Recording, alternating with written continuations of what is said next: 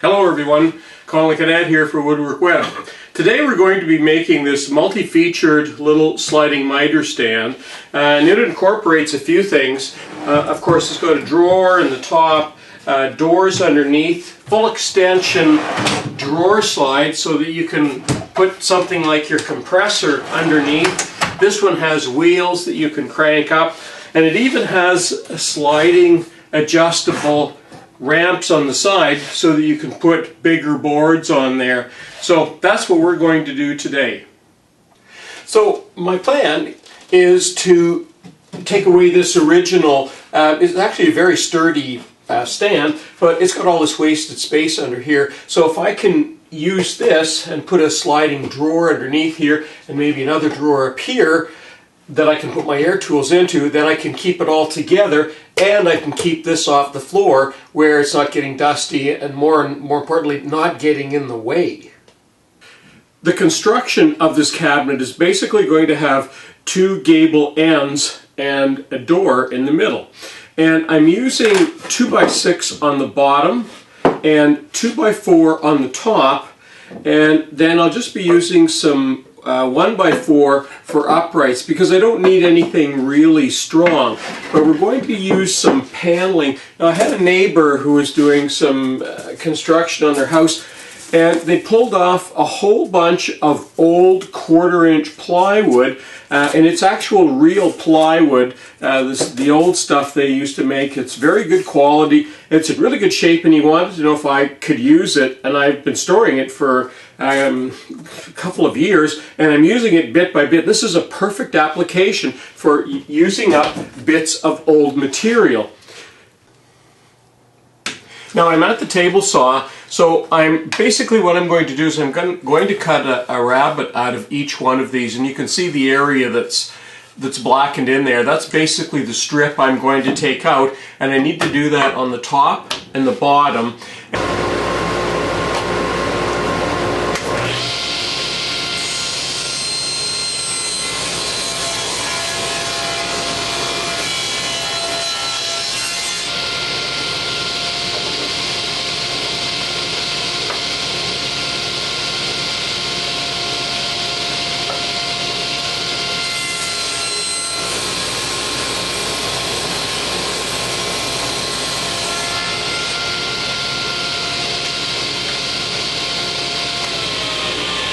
Now that I've made this cut, I need to make another cut down here, and this piece will just fall off.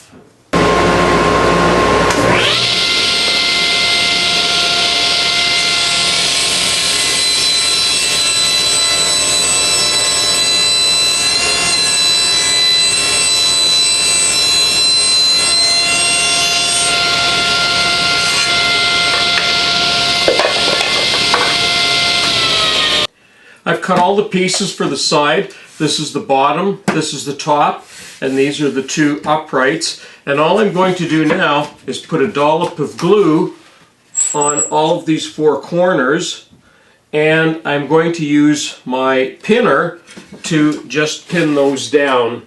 We just need to tack them.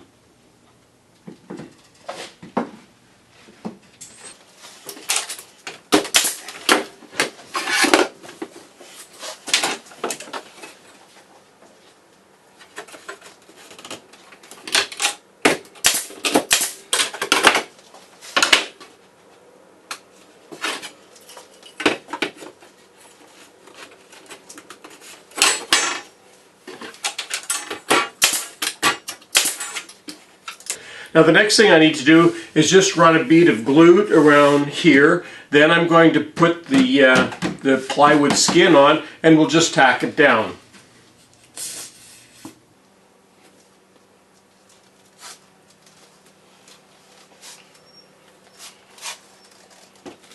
And that glue on there is going to hold that very tightly.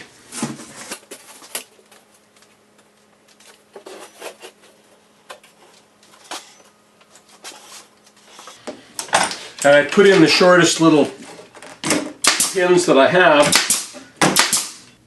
Now I've got the wheels installed on the base here, and I've taken quite some time to set them up, and I'm not as pleased with this whole setup as I'd like to be, but we'll see when we get it done. The other thing that I did, of course, is to line the very bottom of the base with that anti-skid material so that it makes it really nice and firm when the wheels are with the crank, and the wheels will be moved up into place, and then this will be flat on the floor. Now I made a drawer, and because I'm trying to use recycled wood on all of this, this is just an MDF board. I don't really like working with it that much, but I had it, so I've glued the bottom here and screwed this on. And the next thing I'm going to do, and I'm just going to do this off camera, I've got some full extension drawer sides here, and I'm just going to put this this little drawer on there. And then the next thing I'm going to do is make a little sliding drawer for the top of the cabinet, and we'll be pretty close to putting the top on and actually trying it out. So I thought I'd take a couple of minutes here to just take an inventory of where we are. At this point now, I have installed the full extension drawer slides, and I have this open drawer, and this is where the compressor will sit, and it can pull right out. So there will be doors on here eventually that will close, and you'll be able to push that in with the compressor and close the doors. Now I'm going to be working on a drawer up here to put my compressor parts and air tool parts in there. But I want to put the top on here because right now, although this is stable, there's still a little bit of flexing here. So to do this drawer, I need to put the top on, so I'm going to have to move it down onto the floor. Now, there's lots of different ways of doing drawers. I don't have another full extension set of these, and I'm trying to make this out of recycled, reused equipment. The only thing I've had to buy so far are the wheels and a little bit of metal down there. I even got somebody to do the welding for almost nothing.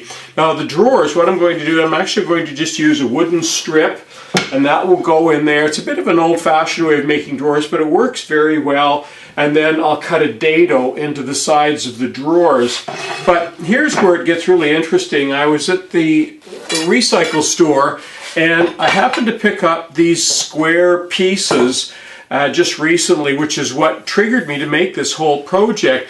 And I've actually gone and painted them black. I think they were old railings for a house or something, stair railings or something.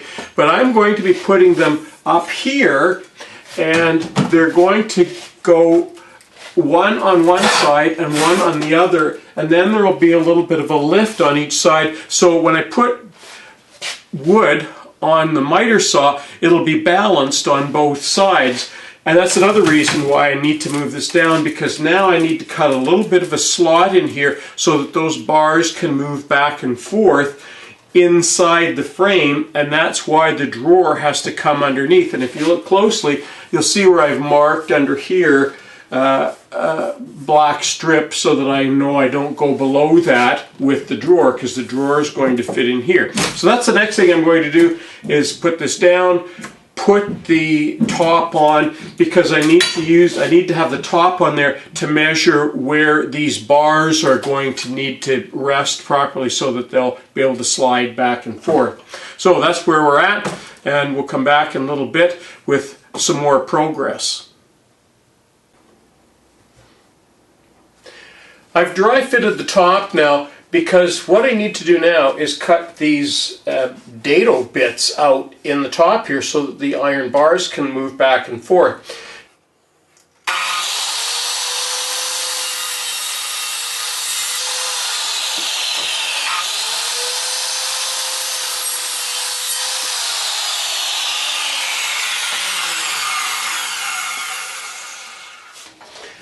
Now before I made these cuts, I actually measured the depth of the saw and set that up as well. So now all I have to do is move this back, and I'm going to make multiple cuts in here. Then I could just use a chisel to clean it out. So I'm going to do that off camera, because you don't need to see that kind of monotonous work.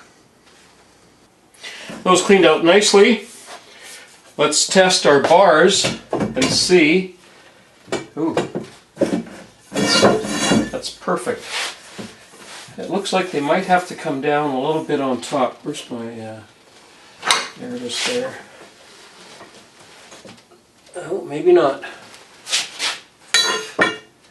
Yeah, they have to go down just a little bit. So I'll do that off camera, and that's how those are going to work back and forth like that. Perfect. I have the top on now, so now I'm going to want to fasten it down, and you can see the holes here that these will go through. But rather than use nuts and bolts, what I want to do, or screws for that matter, what I want to do is I'm going to use something called a T-nut, and I'll show you a close-up of this in just a second. So the bolt will go down through and grab onto this, and then it's got some little spikes on here that pulls it up, and then it will actually sit permanently in the wood. Now the reason I don't want to use nuts and bolts here is because every time I want to take the saw off, it's difficult to do that. And sometimes, especially with sliding miter saws, you may want to take them off for other projects around your house or some other place. And if you have an easy way of taking them on and off, this is one way to do that that's quick and easy. So there's what a T-nut looks like. It's got looks like a washer at the bottom with a couple of little prongs on it and a collar, and basically you just drill a hole into your wood and that little collar fits through, and as you put the bolt on and snug it up, these little points here, they actually grab up into the wood and they keep there permanently, and they stay there permanently. So if you want to use, if you're having something that you need to move off and on, this is a great solution than rather than having to crawl around underneath things and undoing nuts and bolts. So it's a good solution for tools that you need to move from time to time. I'm here at the table saw, and I'm going to be cutting the dados that the door or the drawer sides will run in. So this is what I will be fastening to the side of the cabinet, and they'll run back and forth in a dado like that. So I've actually used these to get the height. And because I want to allow for a little bit of wood expansion in the winter when we get a little bit more moisture, I'm making these a little bit deeper than what the rails are. And I've already measured the cabinet so that I know that I want them 2 inches up from the bottom, which is roughly going to be about the middle of the drawer. So I've set everything up now. All I need to do is to run these through.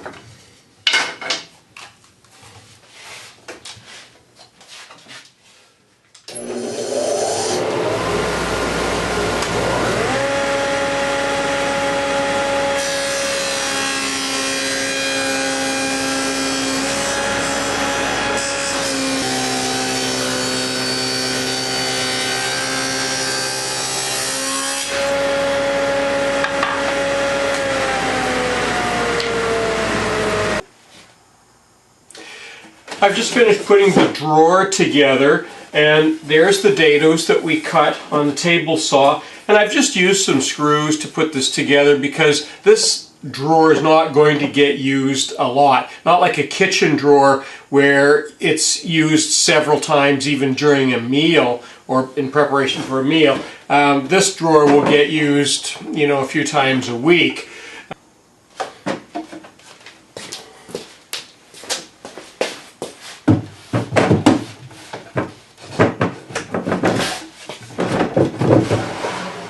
There we go, and that slides nice and smoothly as well. So it's actually there's not very much slop in there.